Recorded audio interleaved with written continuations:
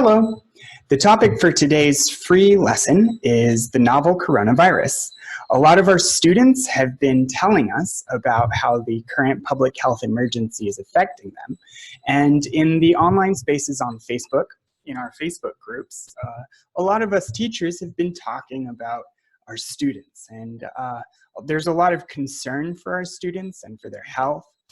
And I figured, since the students are wanting to talk about this, then I would design a lesson which would give them the space to talk about it. Because as online teachers, we're uniquely positioned to be able to connect with our students during quarantine. And one of the best ways that we can support them is just by listening to them and talking about something that's scaring you can be very therapeutic. So here is the lesson. I would like some feedback. Feedback, because I don't want to cross any lines. I don't want something to be uncomfortable for moms and dads in China.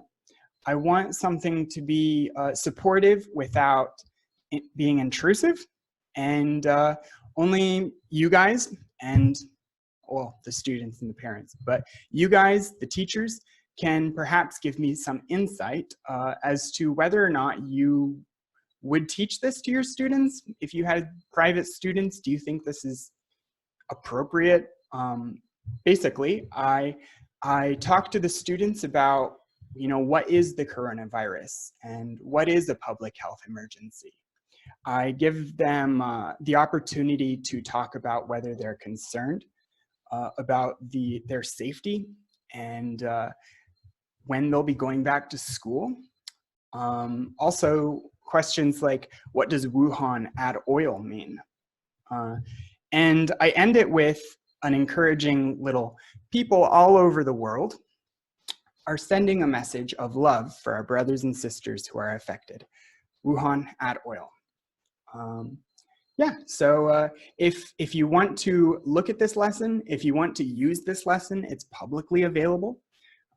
You can follow the link in the description and teach it to your students if you want. I'll show you really quick. It's screen shareable.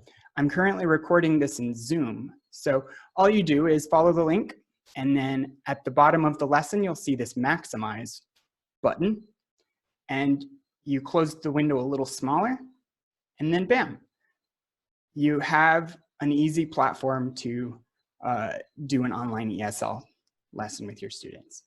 Anyway, I hope you're having a fun, safe, and restful Chinese holiday and Valentine's Day.